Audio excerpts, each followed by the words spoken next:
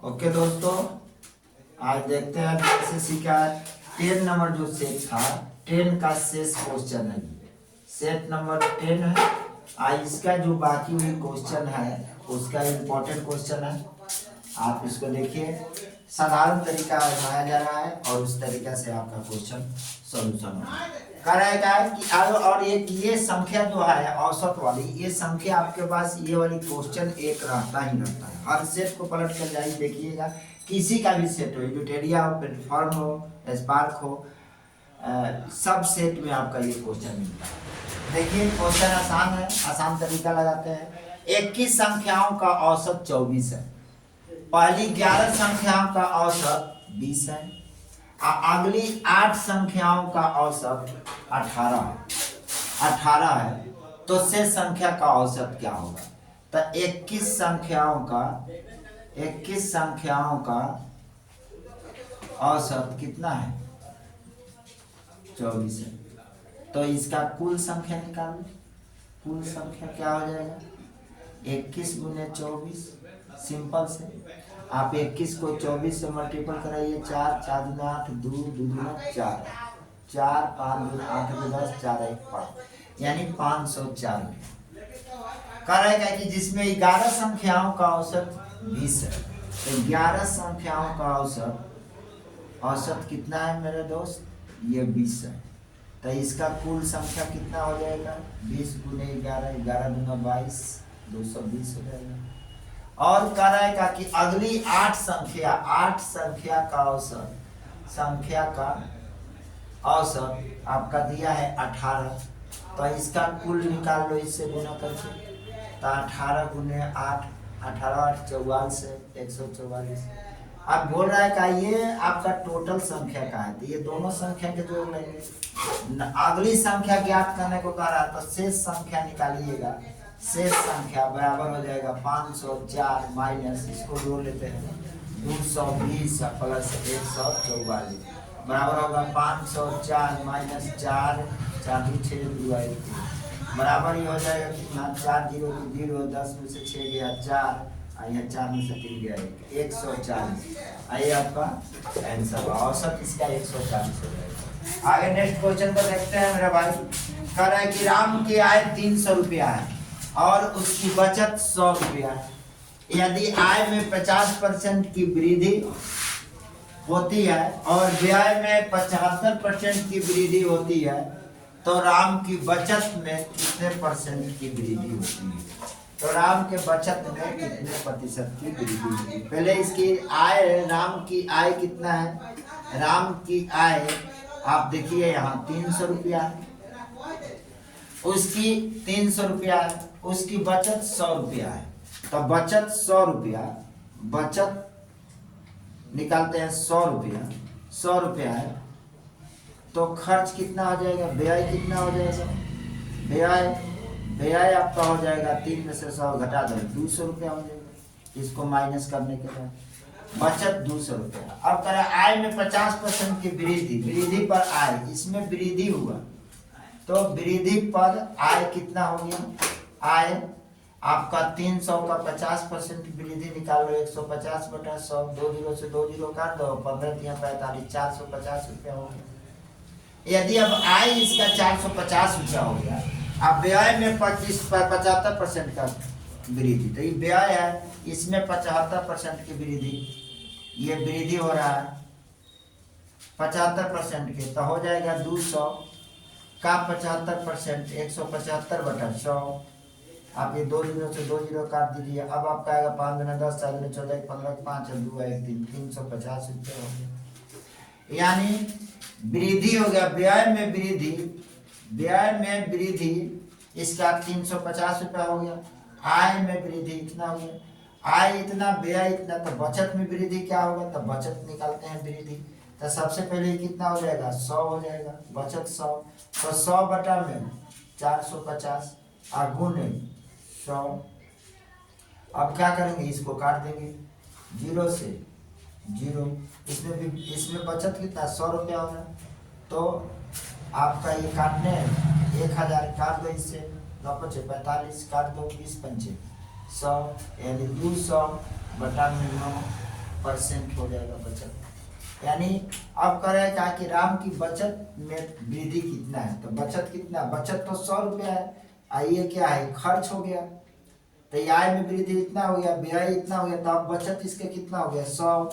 बचत में कितने प्रतिशत की वृद्धि, तो बचत में 100 है तो 100%, बचत यहाँ भी 100 है यहाँ भी बचत 100 है, तो 100% की होगी बचत, दोनों में 100 है, तो बचत में कितने परसेंट होगा, ये बचत कितना था 100 था, यहाँ भी बचत कितना है 100 है 100 रुपये की बचत होगी यानी 100%, तो 100 बटा में परसेंट निकालते हैं तो 100 बटा में 300 और गुने 100, तो आपकी इसमें भी 100 रुपये बचत है, इसमें भी 100 रुपये बचत है, तो राम की बचत प्रतिशत वृद्धि क्या होगी, तो आपका वही हो जाएगा 100 बचत होगा, तो इसमें परसेंटेज निकालेंगे तो 100 बचत में, तो इससे इसमें बचत अब 450 रुपया आय हो गया, तो 450 ले लेते हैं और गुने 100, दोनों में 100 की है, तो 0 से 0 1000 बटा में बटन 45 है गुने यहाँ 10, यहाँ से काट दो 9 बचे 45 20 पंचे 100 यानी 200 बटा में 9% आपका, इसको काट लेंगे आंसर।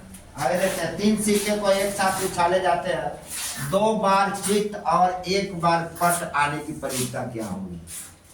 कह रहा है कि 3 सिक्के को एक साथ उछालते हैं, 3 सिक्के को उछालते हैं, पहला सिक्का को दूसरा सिक्का ये तीसरा सिक्का, ठीक है, 3 सिक्के को एक साथ उछालते हैं, इस सिक्कों की संख्या होगी, इस सिक्कों की संख्या, सिक्कों की संख्या, तो पहला में हेड तो दूसरा में हेड तीसरा में भी हेड आएगा, पहला में टेल दूसरा में टेल तीसरा में भी टेल आएगा, पहला में हेड दूसरा में हेड तीसरा में टेल, पहला में हेड दूसरा में टेल तीसरा में टेल, पहला में हेड पहला में टेल टेल दूसरा में हेड दूसरा तीसरा में भी हेड, पहला में टेल दूसरा में टेल तीसरा में हेड, अब आएगा हेड टेल हेड, कितना हुआ 1 2 3 4 5 6 7, एक और आएगा आपका क्या आएगा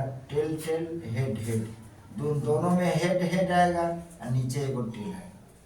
अब कह रहा है कहा कि 2, अब इस बाद आएगा आपका टेल हेड टेल आ जाएगा, अब इसको हम कॉमा में ले लेते हैं और ये हेड हेड हेड पहला, दूसरा हो जाएगा टेल टेल टेल, तीसरा हेड हेड टेल, इसके बाद में हेड टेल टेल, इसके बाद में टेल हेड हेड, इसके बाद में आपका टेल टेल हेड, इसके बाद आएगा आपका हेड टेल हेड और इसके बाद टेल हेड टेल। अब ये टोटल स्पेस आपका सिंपल स्पेस आ जाएगा, नंबर ऑफ सिंपल स्पेस 8 आ जाएगा। अब कह रहा है कि 2 चित्त, तो 2 चित्त किसमें है, एक इसमें है एक इसमें है और 2 चित्र किसमें है, 2 चित्त इसमें है और 2 चित्त और 2 चित्त और 1 के बराबर पट और 1 के बराबर पट, पट के मतलब टेल, तो 2 चित्त 1 के बराबर पट, तो इसमें है 1 के बराबर पट और 2 इसमें चित्त और इसमें, तीनों में 1 के बराबर पट आ रहा है। जैसे number of event equal to हो जाएगा हेड टेल हेड, आइए कहता हेड हेड टेल और आया टेल हेड हेड, इसमें 1 के बराबर आ रहा है पट और 2 के बराबर आ रहा है हेड, तो कितना आया 3/8 आ रहा है, तो number of probability number of P बराबर हो जाएगा 3/8 ओके। आगे देखते हैं नेक्स्ट क्वेश्चन ओके, और नेक्स्ट क्वेश्चन देखते हैं मेरे दोस्त 25/36 10/18 और 5/16 का महत्तम समापवर्तक ज्ञात करना है। जब इस तरह की प्रश्न आता है भिन्न में महत्तम समापवर्तक निकालने के लिए तो करते क्या है, नीचे वाला का लघुत्तम और ऊपर वाला का महत्तम, यानी नीचे वाला का एलसीएम ले ले, ठीक है, तो एलसीएम लेंगे तो 36 18 16, अब इसको क्या कर लोगे लघुत्तम लेते हो तो कितना आ जाता है, ये आपका आ जाएगा 18 × 36 9 दूना 18, 8 दूना 16। अब यहाँ 2 से ले लो, 9 दूना 18, और ये आ जाएगा आपका 9 के 9 4 दूना। फिर यहाँ से 3 से ले ले, 3 3 के 9, 3 3 के 9, 4 के 4, फिर 3 से 1 1 4। अब दोनों 2 दूना का 4, 4 3 12, 12 36, 36 चौक 24 के 4, 36 12 13 14, 36 चौक हो जाएगा आपका 36 में 4 से, तो 6 चौक 24 के 4, 36 12 13 14, 144। इसका महत्तम लेना है, तो इसका महत्तम में क्या हो जाएगा आपका मिलेगा 25 10 5। तो ये सारी संख्याएं 5 से कट जाएगी, तो ये आपका महत्तम 5 हो जाएगा। ठीक है, तो आप ये काटने वाला नहीं है, यही आपका आंसर हो जाएगा। यानी आपका महत्तम समपावर्त कितना आएगा, HCF आ जाएगा आपका 5, ऊपर 5/144, यानी ये आएगा। आगे क्वेश्चन को देखते हैं। पंकज को अपने मोबाइल बेचने पर 18% की हानि होती है। यदि वह इसे 291 रुपया अधिक पर बेचता है तो उसे 35% का लाभ होता है। तो मोबाइल का प्रारंभिक क्रय मूल्य क्या है? तो सीधा सा बात है, एक लाभ और एक हानि करता है और उसकी क्रय मूल्य दी रही होती है, अंतर होता है वो, तो ये दोनों को जोड़ देते हैं, तो 35 + 18%। ठीक है, इक्वल टू हम कर देते हैं कितना, 24 91।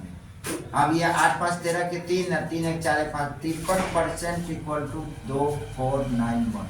तो 1% इक्वल टू 2491 गुने 100। अब बटा में क्या कर देंगे, 53। इसको काटेंगे, ये 47 बार में बन जाएगा। ठीक है, तो आपका आ जाएगा कितना, 47 गुने 100 इक्वल टू आ जाएगा 4700। यही इसकी क्या हो जाएगी, CP हो जाएगी, आंसर आपका। ठीक है, आगे देखते हैं मेरे दोस्त। कह रहा है कि 8 वर्ष पहले M और N की आयु का अनुपात 5:4 था और उसकी वर्तमान आयु का अनुपात 6:5 है। अब से 8 वर्ष बाद M और N की आयु का योग ज्ञात करें। सबसे पहले 8 वर्ष पहले के एज ले लेते हैं, 8 वर्ष पहले माइनस कर देते हैं M और N, और यहाँ M और N 5:4 है। 8 वर्ष पहले का है, वर्तमान ले लेते हैं। वर्तमान में परसेंटेज कितना है आपका, 6:5 है। अब इस दोनों में अंतर कितना का, 1 का, तो 1 का अंतर किसके बराबर है, 8 के बराबर है। तो वर्तमान एज निकालते हैं तो 6 गुने 8, इसका निकालते हैं 5 गुने 8, ये 8 × 40, 8 × 48। अब कह रहे हैं 8 वर्ष बाद दोनों का एज, तो 8 इसमें भी जोड़ देंगे, 8 इसमें भी जोड़ देंगे। ये कितना हो जाएगा, 8 8 16 के 6 4 1 5 56 वर्ष, और ये हो जाएगा 48 वर्ष। अब दोनों का योग निकाल देंगे, तो दोनों का योग हो जाएगा 56 + 48, 8 से 14 के 4 5 4 9 104 वर्ष। दोनों का एज 104 वर्ष होगा। This is your answer. आप क्या करेंगे, इस क्वेश्चन को 5 बार बनाइए, फिर भी आप भूल जाइएगा, क्योंकि हफ्ते के बाद फिर नहीं इसको रिपीट कीजिएगा, 15 दिन 20 दिन पर, तो क्वेश्चन आपके पास टिकने वाला नहीं रहेगा। ये मत समझ लीजिए कि आप बना लेंगे, 4 क्वेश्चन मैथ बना लेने से रिजल्ट नहीं होगा। ओके, थैंक्स, समझिए।